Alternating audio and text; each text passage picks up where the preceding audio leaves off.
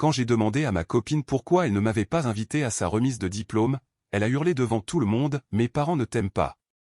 Ils préfèrent mon ex. » J'ai simplement répondu, « Je comprends. » Quand elle est partie pour la cérémonie, j'ai emballé toutes mes affaires et je suis parti. À son retour, une scène choquante l'attendait. Plus tard dans la soirée, son père m'a appelé d'une voix tremblante en disant « Où es-tu ? Ma fille raconte des choses étranges. » J'ai 28 ans et j'étais avec Élodie depuis 3 ans. Nous vivions ensemble depuis 1 an et demi dans un modeste appartement en centre-ville. Je pensais que nous construisions quelque chose de réel. Toute cette histoire d'invitation à la remise de diplôme a commencé 2 semaines avant la cérémonie. J'avais remarqué qu'elle restait vague sur les détails, changeant de sujet dès que je posais des questions logistiques. Un matin, alors qu'on prenait notre café, j'ai fini par insister, « Alors, c'est bien samedi à 14 h ? Je devrais aller chercher le bouquet pour ta mère avant ? Ou peut-être que... » Elle m'a coupé la parole, remuant sa tasse bien trop agressivement, « C'est peut-être mieux si tu ne viens pas. » J'ai posé mon téléphone, « Quoi ? Il va y avoir trop de monde, les places sont limitées. » Élodie, on prévoit ça depuis des mois. J'ai posé ma journée de congé. Elle refusait de me regarder. C'est là que j'ai su que quelque chose clochait vraiment. Les jours suivants ont été tendus. Elle rentrait de ses examens finaux et me parlait à peine, se contentant de faire défiler son fil d'actualité avec un regard absent. Quand j'essayais de lui prendre la main devant la télé, elle se retirait après quelques secondes. « Ton jury a aimé ton projet final. » « Ouais. Tu veux fêter ça ? On pourrait aller à ce resto italien que tu aimes. » Je suis fatigué. Élodie, parle-moi. Qu'est-ce qui se passe ? Rien. Je suis juste stressé. Arrête de me tourner autour. Je ne lui tournais pas autour. Je regardais ma copine disparaître sous mes yeux. 2 jours plus tard, ses parents sont venus dîner. Je les avais rencontrés peut-être 5 fois en 3 ans. Toujours bref, toujours froid. Sa mère, Patricia, me parlait à peine. Son père, Bernard, avait cette façon de regarder à travers moi comme si j'étais un meuble. J'avais préparé des lasagnes, mis une belle table. Élodie était tendue tout le repas, riant trop fort aux commentaires banals de son père sur la météo. Puis, Bernard a dit, en coupant sa viande avec une précision chirurgicale, « Élodie nous dit que tu travailles dans le support informatique, administration système, c'est ça ? En fait, je gère le... » Il a hoché la tête comme si je venais de confirmer quelque chose de décevant. Nathan est dans la finance. Un jeune homme très ambitieux. Nathan, son ex, celui avec qui elle était sortie pendant presque toutes ses études en école de commerce. Le visage d'Élodie a blêmi. « Papa, s'il te plaît. » Je fais juste la conversation, a-t-il dit doucement. Nathan s'en sort très bien. Il vient d'acheter un appartement à Neuilly. Patricia est intervenue, sa première vraie contribution de la soirée, quel dommage que ça se soit fini entre vous deux. Vous alliez si bien ensemble. J'ai senti la main d'Élodie serrer la mienne sous la table, mais elle n'a rien dit. Absolument rien. Bernard a continué, inconscient ou indifférent à la tension, il demandait de tes nouvelles, d'ailleurs. On a vu sa mère au club de golf la semaine dernière. C'est gentil, a dit Élodie faiblement. On a toujours pensé que vous finiriez mariés, a ajouté Patricia. Il vient d'une si bonne famille. J'ai posé ma fourchette. Je suis assis juste là. Bernard m'a enfin regardé directement. Bien sûr, sans vouloir vous offenser. Son ex n'est qu'un vieil ami. Théo, a dit Élodie doucement, avec un avertissement dans la voix. Quoi ? Je suis censé rester assis là pendant que tes parents se remémorent à quel point ton ex était parfait ? L'expression de Patricia est devenue glaciale. Ce n'est pas la peine d'être impoli. Je suis impoli ? J'ai préparé le dîner et maintenant j'écoute vos éloges sur l'ex de votre fille à notre propre table. C'est mon appartement, a dit Élodie si doucement que je l'ai presque manqué. La table est devenue silencieuse. Bernard et Patricia ont échangé un regard entendu. Bon, a dit Bernard en se levant, je pense qu'on devrait y aller. Ils sont partis en 5 minutes. Patricia a donné une longue étreinte à Élodie tout en m'ignorant complètement. Bernard est sorti sans un mot dans ma direction. Après leur départ, Élodie a commencé à faire la vaisselle, bougeant trop vite, entrechoquant les assiettes. Tu comptes parler de ce qui vient de se passer? Ils sont vieille école. Ils ne pensent pas à mal. Ton père m'a littéralement comparé à ton ex à notre table. Laisse tomber, d'accord? Tu es trop susceptible. Depuis combien de temps tu sais qu'il ne m'aime pas? Elle s'est retournée, du liquide vaisselle goûtant de ses mains. Qu'est-ce que tu veux que je dise? Que mes parents ne t'aiment pas? D'accord, c'est vrai. Ils pensent que je pourrais trouver mieux. Ils pensent que Nathan était mieux pour moi. Tu es content maintenant? Tu m'as caché de tout ce temps? Je ne voulais pas gérer leur jugement. Donc au lieu de me défendre, tu m'as caché. Ce n'est pas si simple. Si, ça l'est, Élodie. Elle n'a pas répondu, continuant de laver des assiettes déjà propres. La semaine suivante, elle a commencé à passer plus de temps à la bibliothèque, rentrant à 22h ou 23h pour aller directement au lit. Une nuit, je me suis réveillé à 2h du matin et je l'ai trouvée en train d'envoyer des messages dans la salle de bain. Je l'ai entendu rire, ce rire doux qu'elle avait pour moi avant. « À qui tu écrivais ?» ai-je demandé le lendemain matin. « Laure. Elle a des problèmes de mec. » À 2h du matin. Elle travaille en horaire décalé. Pourquoi tu m'interroges? Le matin de sa remise de diplôme, je me suis réveillé pour la trouver déjà habillée, maquillée, le téléphone collé à la main. Elle envoyait des messages et souriait d'une manière que je n'avais pas vue depuis des semaines. « Tu es magnifique, ai-je dit. » Elle a à peine levé les yeux. « Merci. » Alors, on ne va vraiment pas en parler?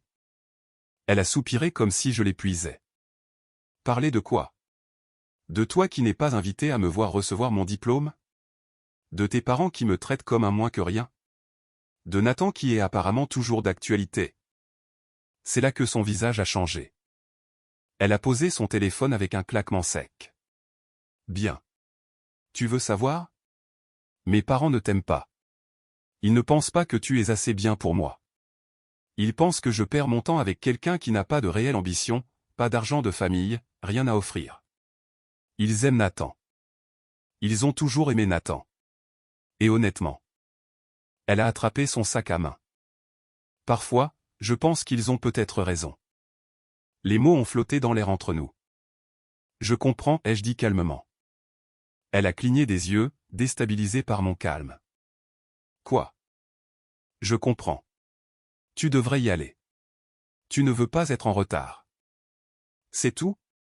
C'est tout ce que tu vas dire? Qu'est-ce que tu veux que je dise, Élodie?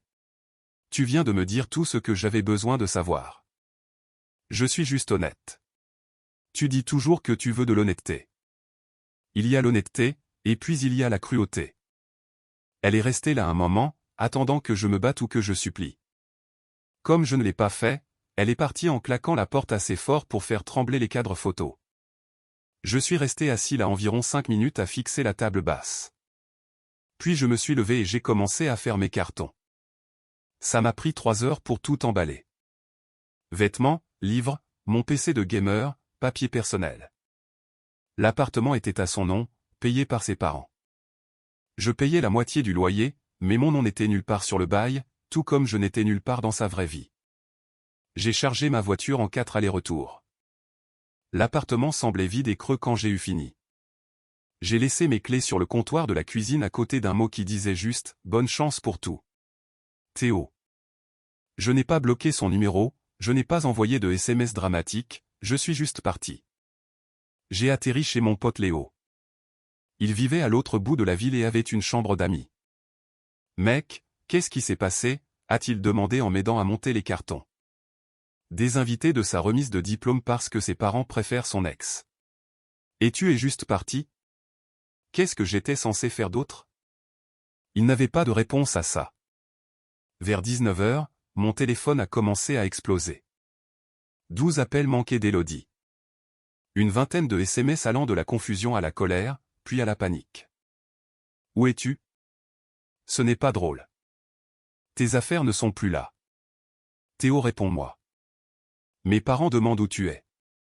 Pourquoi tu partirais comme ça? Je n'ai pas répondu.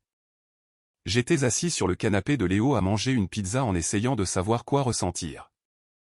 Colère, tristesse, Soulagement? Surtout, je me sentais juste fatigué. Vers 21h, j'ai reçu un appel d'un numéro inconnu. Bernard, allô? Théo, où êtes-vous? Élodie est. Elle dit des choses étranges. Elle est très bouleversée. Il faut qu'on parle. Je ne pense pas qu'on ait quoi que ce soit à se dire, Bernard. Écoutez. Je sais que nous avons peut-être été. Peut-être n'avons-nous pas été aussi accueillants que nous aurions dû, mais c'est sérieux. Elle n'arrête pas de pleurer. Nous sommes venus pour fêter ça et avons trouvé l'appartement à moitié vide. Elle m'a dit ce matin que vous ne me trouviez pas assez bien pour elle, que vous pensiez qu'elle perdait son temps avec moi. Étiez-vous au courant de ça, oui ou non? Long silence. Ce n'est pas exactement. Avez-vous dit ces choses, oui ou non? Nous avons peut-être exprimé des inquiétudes sur votre situation financière, mais nous ne lui avons jamais dit de rompre. Vous n'aviez pas besoin de le faire. Vous avez juste fait comprendre à chaque fois que vous nous voyiez que je n'étais pas à la hauteur. Et elle a écouté. Théo, soyez raisonnable. Fuir n'est pas. Je ne fuis pas. Je m'éloigne d'une relation où je ne serai jamais suffisant. Où votre fille avait honte de moi. Elle n'a pas honte de vous. Elle ne m'a pas invité à sa remise de diplôme, Bernard. Réfléchissez à ce que ça signifie. Attendez, Théo, s'il vous plaît. J'ai raccroché. 10 minutes plus tard, Élodie a appelé depuis le téléphone de sa mère. Théo, s'il te plaît, parle-moi. Je suis désolé. Je n'aurais pas dû dire ces choses. J'ai décroché. Je suis stressé. Stressé par quoi? Par le fait de me cacher? D'avoir honte de moi. Je n'ai pas honte de toi. Tu ne m'as pas invité à ta cérémonie. Tu as laissé tes parents me dénigrer. Tu m'as dit qu'ils avaient peut-être raison de penser que je ne suis pas assez bien. Qu'est-ce que je suis censé penser? Je ne voulais pas dire ça comme ça. J'étais submergé et ils me mettent tellement la pression et tu les as choisis, eux, plutôt que moi, à chaque fois. Ce n'est pas juste. Tu sais ce qui n'est pas juste? Passer 3 ans avec quelqu'un qui te traite comme un secret. J'ai rencontré tes parents 5 fois en 3 ans. Tu ne m'as jamais défendu quand ils me comparaient à ton ex juste devant moi. J'essayais de te protéger de leur jugement. Non, tu te protégeais toi-même d'avoir à choisir. Théo, s'il te plaît. Où es-tu? On peut juste se parler face à face? Non. Comment ça non? Ça veut dire que c'est fini. Élodie, j'ai pris mes affaires. J'ai laissé les clés. Je ne reviens pas. Tu ne peux pas rompre avec moi au téléphone. Tu as rompu avec nous quand tu m'as désinvité du jour le plus important de ta vie parce que tes parents préfèrent ton ex. Je ne fais qu'officialiser la chose. Elle a commencé à pleurer. Ce genre de pleurs hyperventilés qui me faisait tout lâcher avant. Théo, je t'en supplie. Je t'aime. J'ai juste fait une erreur. S'il te plaît, ne fais pas ça. Si tu m'aimais, tu m'aurais défendu une seule fois en 3 ans. Je le ferai. Je vais leur dire tout de suite. S'il te plaît, reviens. C'est trop tard. Ce n'est pas trop tard. Ça l'est pour moi. Adieu, Élodie. J'ai raccroché et éteint mon téléphone. Léo m'a trouvé sur le canapé vers minuit. Ça va, mec? Je ne sais pas. Il s'est assis, m'a tendu une bière. Pour ce que ça vaut, tu as fait le bon choix. Personne ne devrait te faire sentir que tu n'es pas suffisant. J'ai rallumé mon téléphone le lendemain matin, 47 notifications. La plupart venaient d'Élodie, mais un message a attiré mon attention. Il venait de Nathan. Salut mec, les parents d'Élodie m'ont donné ton numéro. Écoute, je ne sais pas ce qui s'est passé entre vous, mais elle est vraiment mal. Peut-être par lui juste. J'ai fixé ce message un long moment. Ses parents ont donné mon numéro à son ex-copain pour essayer de me convaincre de revenir. Je l'ai bloqué immédiatement. Puis j'ai bloqué ses parents. Puis, après un long moment à regarder sa photo de contact, j'ai bloqué Élodie aussi. Mise à jour 1, une semaine a passé. Je me suis jeté dans le travail, je traînais avec Léo, j'essayais de construire une routine sans les trous laissés par Élodie. Puis Léo est rentré un soir avec l'air mal à l'aise. Élodie s'est pointée à mon bureau aujourd'hui. Elle a attendu dans le hall jusqu'à ce que je descende. Qu'est-ce qu'elle voulait? Elle voulait savoir où tu étais. Elle a dit que c'était urgent. Elle avait l'air en sale état, mec. Qu'est-ce que tu lui as dit? Que je ne m'en mêlais pas. Elle a commencé à pleurer dans le hall, mais je ne lui ai rien dit. Bien. Elle a dit qu'elle avait coupé les ponts avec ses parents. Qu'elle leur a dit d'arrêter de contacter Nathan, qu'elle t'avait choisi toi. J'ai mis ma tête dans mes mains. Ça n'a pas d'importance, n'est-ce pas? Léo, elle a eu 3 ans pour me choisir. Elle ne l'a pas fait. Pas quand ça comptait. 2 jours plus tard, j'ai reçu un email. Élodie avait trouvé mon adresse pro. Théo, je sais que tu ne veux pas entendre parler de moi, mais j'ai besoin que tu saches que j'ai tout dit à mes parents.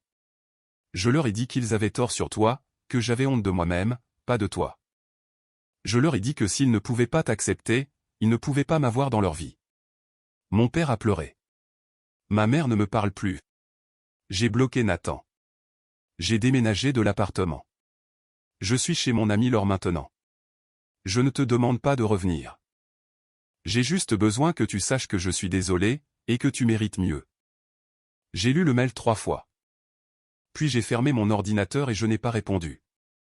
1 mois a passé. La colère s'est transformée en quelque chose de plus calme. J'ai commencé à voir quelqu'un de nouveau, sans prise de tête, rien de sérieux. Elle s'appelait Zoé, une graphiste qui riait à mes blagues nulles et ne me faisait jamais sentir petit. Un soir, Léo et moi sommes tombés sur Élodie dans un café. Elle m'a vu la première. Théo, a-t-elle dit, d'une petite voix. Élodie. Son ami lui a attrapé le bras. On devrait peut-être. Non, ça va. Elle a pris une respiration. Comment vas-tu? Je vais bien. Et toi? J'y arrive. Elle semblait plus mince, plus vieille d'une certaine façon.